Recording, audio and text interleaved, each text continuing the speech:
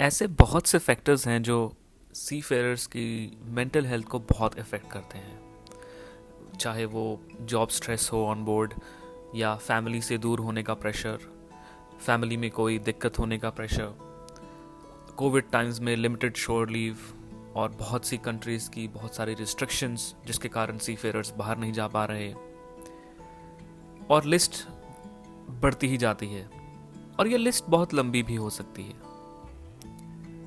और क्योंकि हम एट सी इतना टाइम स्पेंड करते हैं, हमें कभी कभी लगता है कि हमें वो सपोर्ट सिस्टम अवेलेबल नहीं है हमारे पास एट सी जो हमें मिलना चाहिए। लेकिन मैं आपको ये बताना चाहूँगा कि अगर एट सी कोई आपको हेल्प कर सकता है तो वो आप खुद हैं। Hello and welcome to this podcast. आज मैं आपके साथ बात करूँगा steps for positive mental health at sea. Let's get started. Guys, जब भी मेंटल हेल्थ की बात आती है तो जनरली हम लोग सिर्फ अपने माइंड पर फोकस करने की कोशिश करते हैं। हमें ऐसा लगता है कि अगर हम माइंड की प्रॉब्लम को सॉल्व कर लेंगे तो हमारी मेंटल हेल्थ खुद ब खुद अच्छी हो जाएगी। लेकिन ये पूरा सच नहीं है। अगर हम ऑन बोर्ड अपनी मेंटल हेल्थ को इम्प्रूव करना चाहते हैं तो हमारे 5 फोकस एरियाज होने चाहिए। उसमें से सबसे पहला है, हमें अपनी बॉडी पर काम करना पड़ेगा। दूसरी चीज़ है, हमें अपनी डे टू डे लाइफ में अचीवमेंट्स पे काम करना पड़ेगा। तीसरी चीज़ है, हमें अपनी सराउंडिंग से हमारे साथ जो फेलो सी फेयरर्स हैं, कोवर्कर्स हैं, उनके साथ कनेक्ट करने के लिए काम करना पड़ेगा। चौथी चीज़ है, हमें लाइफ को एंजॉय करना पड़ेगा as it comes. Sometimes there are challenges at sea, sometimes life is little bit smooth. तो हमें दोनों ही फेजेस को एंजॉय करने की आदत डालनी पड़ेगी, उस पर काम करना पड़ेगा। और पांचवी चीज़ है कि कभी कभी ऐसी सिचुएशंस डेवलप होंगी जिनमें हमें सक्सेस नहीं मिलेगी या हमें सही डिसीजन लेने का चांस नहीं मिलेगा, या हमें ऐसा लगेगा कि हम सब कुछ सही करते हुए भी सही रिजल्ट्स नहीं पा रहे हैं। उस केस में हमें थोड़ा स्टेप बैक करने की ज़रूरत पड़ेगी। तो अब मैं इन 5 फोकस एरिया को अलग अलग आपके साथ शेयर करूँगा। हमारा सबसे पहला फोकस एरिया होना चाहिए हमारी बॉडी की सेल्फ केयर। अगर हम अपनी फिजिकल फिटनेस पर ऑन बोर्ड काम करेंगे तो हमारी इमोशनल प्रॉब्लम्स जो हैं वो खुद ब खुद ही सॉल्व होना शुरू हो जाएंगी। उसके लिए हमें कुछ स्टेप्स लेना बहुत ज़रूरी है। सबसे पहला जो स्टेप इम्पॉर्टेंट है अपनी फिजिकल बॉडी या अपनी सेल्फ केयर के ऊपर काम करने के लिए, वो है आपको अच्छा खाना खाना है और टाइम से खाना खाना है ऑन बोर्ड।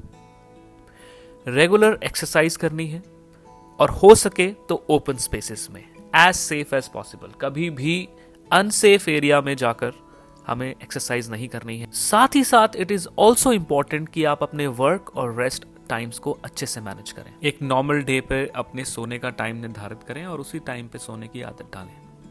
कभी कभी हम लोग स्केड्यूल हेक्टिक होने के कारण गलत टाइम पर उठते भी हैं, गलत टाइम पर हमें सोना भी पड़ता है। तो कोशिश करें कि जब आपको रेस्ट मिले, जिस दिन आपका हेक्टिक रहा है उस दिन रेस्ट आवर्स में आप प्रॉपर रेस्ट लें और पूरा आराम अपनी बॉडी को दें। उसके साथ हमें कोशिश करनी चाहिए कि हम बिल्कुल भी ड्रिंकिंग ना करें। Most of the shipping companies do not allow alcohol on board, which is a very good thing. और अगर किसी कंपनी में अलाउड भी है तो उसे बिल्कुल ही कम से कम मात्रा में कंज्यूम करें। The next area of focus is achieve. देखिए, हमारे ब्रेन को बूस्ट मिलता है जब हम एक दिन में कुछ चीज़ें अचीव करते हैं। जब जब हम चीज़ें अपनी लाइफ में अचीव करते हैं, हमारी ब्रेन में डोपामाइन और सेरोटोनिन के लेवल्स जो हैं वो इंक्रीज होते हैं, जो कि मेंटल वेलबीइंग के लिए बहुत ही अच्छे माने गए हैं। इसलिए ज़रूरी हो जाता है कि शिप पर आप हर दिन एक रियलिस्टिक और एक अचीवेबल गोल सेट करें और उसे अचीव करने के लिए काम करें। जब ऐसा होगा तो उस अचीवमेंट से आपकी ब्रेन को एक अलग बूस्ट मिलेगा every day, and that will help you to beat the stress on board. The third and a very important focus area should be connecting with the environment around you and with the fellow seafarers. देखो, जब हमारा mood खराब होता है ना, तब हमें कुछ करने का मन नहीं करता। हमारा शरीर भी थक जाता है। वो कहते हैं ना कि शरीर टूट रहा है। सब कुछ अच्छा होते हुए भी आप थकान फील करते हैं क्योंकि आपका मूड अच्छा नहीं है और आप अकेले रहना लग जाते हैं।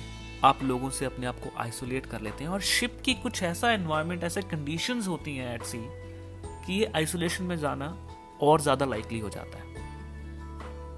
आपके पास लिमिटेड अपॉर्चुनिटीज़ होती हैं अपने फ्रेंड्स या फैमिली के साथ कम्युनिकेट करने की ऑन बोर्ड। इवन आज के दिनों में भी ऐसी सिचुएशन ऑन बोर्ड है।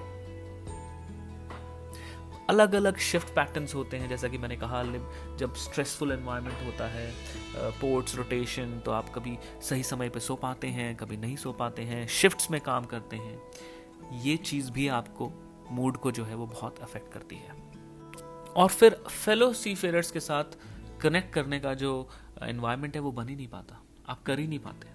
इसलिए आपको ऐसी अपॉर्चुनिटी ढूंढनी चाहिए कि आप बाकी सीफेयरर्स के साथ जब हो सके तब कनेक्ट करें, उनके साथ बैठकर फिल्म देखें या गेम्स ऑर्गेनाइज करें। रेगुलर एक्टिविटीज होनी चाहिए। ऐसा जरूरी नहीं है कि ये टॉप मैनेजमेंट से ही शुरू होगी, एक लोअर रैंक का क्रू मेंबर भी इस चीज की पहल कर सकता है। और आप देखिए, जब आप शुरू करेंगे तो इसके रिजल्ट्स बहुत अच्छे मिलेंगे आपको। सब लोग कॉम्पिटिटिव होते हैं, सब लोग कनेक्ट करना चाहते हैं, तो जब उनको अपॉर्चुनिटी मिलेगी किसी गेम में परफॉर्म करने की, या गाना गाने की, या स्पोर्ट्स कोई ऑन कंप्यूटर गेम्स खेलने की, या मूवी नाइट में साथ बैठने की, या कैरियोके कंटेस्ट करने की, तो बहुत ही अच्छा एनवायरनमेंट जो है वो डेवलप होगा। और ये बहुत ज़्यादा इम्पॉर्टेंट है for the physical wellbeing of your mental health. Moving on to the next focus area is enjoyment in what you do. जैसा कि मैंने कहा कि अगर मूड खराब हो तो कुछ करने का मन नहीं करता, एनर्जी लेवल ड्रॉप हो जाती है, और जो हमारा डेली का जो हमारा काम है वो भी हमसे नहीं होता। लेकिन जब हमारा मूड अच्छा होता है तो हम बहुत सारी वैरायटी की चीज़ें करना पसंद करते हैं और एंजॉय करते हैं। इसलिए हमारा एम ये होना चाहिए ऑन बोर्ड कि हम एंजॉयबल एक्टिविटीज़ में ज़्यादा अपने आप को इन्वॉल्व करें अपार्ट फ्रॉम द वर्क। इसके लिए हो सकता है कि आपको ज्वाइनिंग से पहले ही प्रिपरेशन करनी पड़े। हो सकता है कि आपने एक्सपीरियंस किया हो कि शिप पर लोग कार्ड्स खेलना बहुत पसंद करते हैं, लेकिन अच्छी क्वालिटी के कार्ड्स नहीं मिलते शिप पे, तो आप पर्सनल कैरी कर सकते हैं। इसलिए अगर आप कोई गेम साथ ले जाना चाहते हैं तो वो आपके फेवर में और आपके कुलीग्स के फेवर में काम कर सकती हैं। और क्योंकि सब लोग शिफ्ट्स में काम करते हैं तो कभी कभी ऐसा भी होता है कि सोशल एक्टिविटीज शिप पर पॉसिबल नहीं हो पा रही है, क्योंकि सब लोग शिफ्ट्स में काम कर रहे हैं। किसी पर्टिकुलर रैंक का काम ज़्यादा है तो वो फ्री टाइम में रिलैक्स करना पसंद करता है, रूम पर सबके साथ बैठने में एंजॉय नहीं करता। वहाँ पर सबसे ज़्यादा काम में आती हैं इंडिविजुअल हॉबीज़। अगर आपकी अपनी कोई पर्सनल हॉबी नहीं है तो आप पर्सनल हॉबी डेवलप कीजिए, ताकि अगर आपको ऐसा एनवायरनमेंट मिलता है जहाँ पर सब लोगों के पास इतना समय नहीं है कि वो साथ बैठकर मूवीज़ देखें या कैरियोके नाइट करें, तो आप कम से कम अपने साथ तो अपनी हॉबी को एंजॉय कर सकें। आप कोई नया स्किल सीख सकते हैं, आप कोई नई लैंग्वेज सीख सकते हैं, और इसके लिए कोई शिप पर इंटरनेट होना उतना ज़रूरी नहीं है, क्योंकि मैंने शुरू में ही कहा इसके लिए आपको ज्वाइनिंग से पहले प्रिपेयर करना पड़ेगा।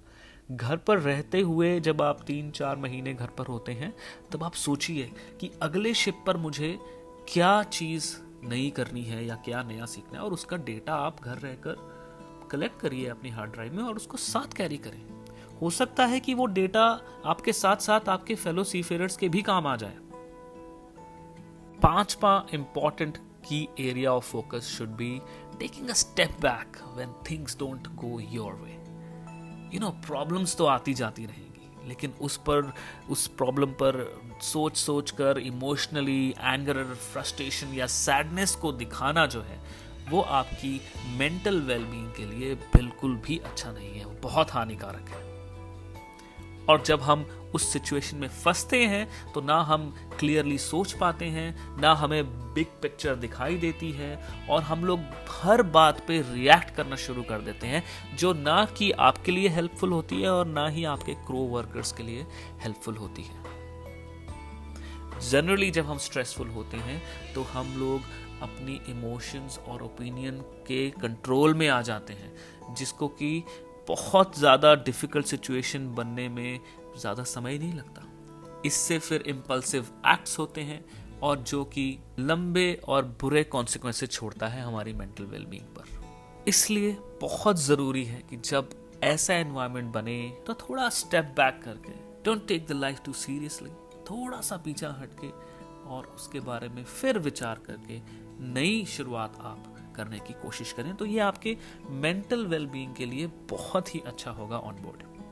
और यहाँ पर मैं इस पॉडकास्ट को कंक्लूड करना चाहूँगा ये कहकर कि शिपिंग में एक बहुत ही इम्पॉर्टेंट वर्ड आता है जिसको अलग अलग कंपनीज ने अलग अलग डेफिनेशन दी है, पर एक बहुत ही मेंटल बीइंग से रिलेटेड एक बहुत ही अच्छी डेफिनेशन है।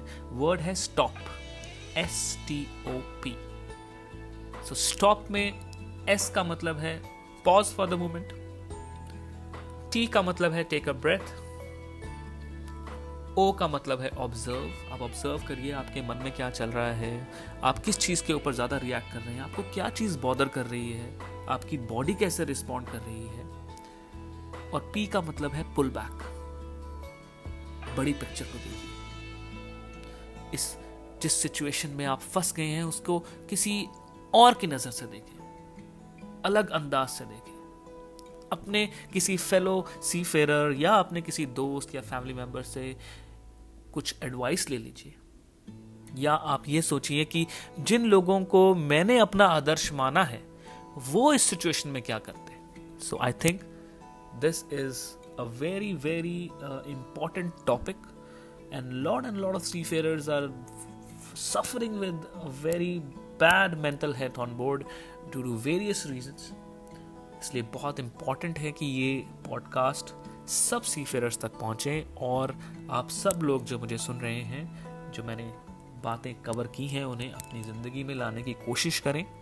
आशा करता हूँ कि इससे किसी न किसी सीफेयरर को कोई ना कोई फ़ायदा ज़रूर होगा, और ऐसे ही मैं आपके लिए और पॉडकास्ट लाता रहूँगा। मिलते हैं नेक्स्ट पॉडकास्ट में। Thank you.